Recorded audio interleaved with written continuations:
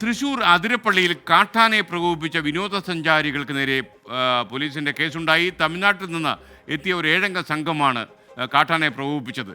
ആനയെ പ്രകോപിപ്പിക്കുന്ന ദൃശ്യങ്ങൾ 24 ലഭിച്ചു. ആ ദൃശ്യങ്ങൾ ആദ്യം ഒന്ന് കാണാം നമുക്ക്.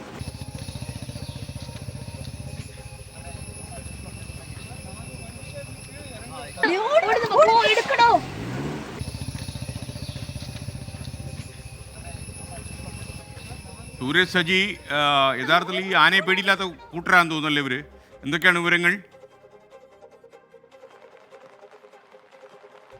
ഇതൊരു പന്തയം വെച്ച് ആനയെ പ്രകോപിപ്പിച്ചതാണ്. അതായത് ആനയുടെ അടുത്ത് പോയി നിൽക്കാൻ ധൈര്യമുണ്ടോ എന്ന് ചോദിച്ച് ഈ 7 അംഗ സംഘത്തിൽപ്പെട്ട ആളെ സൗഖ്യത്തിനെ അങ്ങോട്ടേക്ക് പറഞ്ഞയക്കുകയായിരുന്നു. ആനയ്ക്ക് ഈ ദൃശ്യങ്ങളിൽ കാണുന്നത് ലഡുവും ജിലേബിയും ഉൾപ്പെടെ കൊടുക്കുന്നതാണ്. അതോടൊപ്പം തന്നെ ആനയ്ക്ക് പഴം, അങ്ങനെയുള്ള മധുരപലഹാരങ്ങളെല്ലാം തന്നെ നൽകി ഈ ആനയുടെ അടുത്തേക്ക് ചെല്ലുകയായിരുന്നു. ആ സമയത്ത് ആന പ്രകോപിതനാവുകയും പിന്നാലെ പാഞ്ഞെടുക്കുകയും ചെയ്തു. ഈ സമയം അതുവഴി വന്ന മറ്റൊരു സഞ്ചാര സംഘമാണ് ഇത്തരത്തിൽ ഈ ദൃശ്യങ്ങൾ പകർത്തിയത്. നമ്മളിപ്പോൾ കാണുന്ന ദൃശ്യങ്ങൾ പകർത്തിയത് ഇന്നലെ വൈകുന്നേരമായിരുന്നു ഈ സംഭവം നടക്കുന്നത്. പിന്നീട് ഈ ദൃശ്യങ്ങൾ പകർത്തിയ സംഘം തന്നെ ഈ വിവരം വനംവകുപ്പിനെ കൈമാറുകയായിരുന്നു. തുടർന്ന് വനംവകുപ്പ് ഇവരെ കണ്ടെത്തി. അതായത് ഈ തമിഴ്നാട്ടിൽ നിന്നുള്ള 7 അംഗ സംഘം പിന്നീട് അതിരപ്പള്ളിയിലേക്ക് എത്തുമ്പോൾ അവരെ കസ്റ്റഡിയിൽ എടുക്കുകയായിരുന്നു. അതിൽപ്പെട്ട സൗക്കത്ത് എന്ന ആളെ ഇന്ന് കോടതിയിൽ ഹാജരാക്കി റിമാൻഡ് ചെയ്യുകയും ചെയ്തു. ബാക്കി 6 പേർക്ക് കോടതി ജാമ്യം നൽകുകയും ചെയ്തു. ഏറ്റവും പ്രധാനപ്പെട്ട കാര്യം ഇത് പ്രധാനപ്പെട്ട ഒരു ആനത്താരയാണ്. പ്രത്യേകിച്ച് ഈ മലയാറ്റൂർ ഡിവിഷനിൽ നിന്ന് ആനകൾ ഈ വാഴച്ചാൽ ഡിവിഷനിലേക്ക് എത്തും. ഈ വാഴച്ചാലിൽ നിന്ന്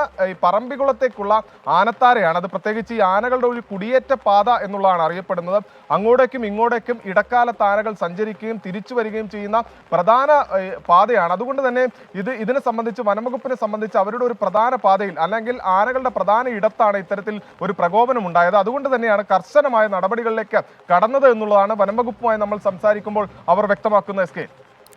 ഓക്കെ, സൂരജ് സജ്ജിയാണ് വിവരങ്ങൾ നൽകിയത്. ഇതൊക്കെ കാട്ടുമൃഗങ്ങളാണ് എന്നൊരു ചിന്ത നാട്ടുകാർക്ക് വേണം. കാരണം നമ്മൾ പഴമൊക്കെ ആയിട്ട് വളരെ സ്നേഹത്തോടെ ചെന്നാൽ ചിലപ്പോൾ ജീവൻ ബാക്കി കാണില്ല.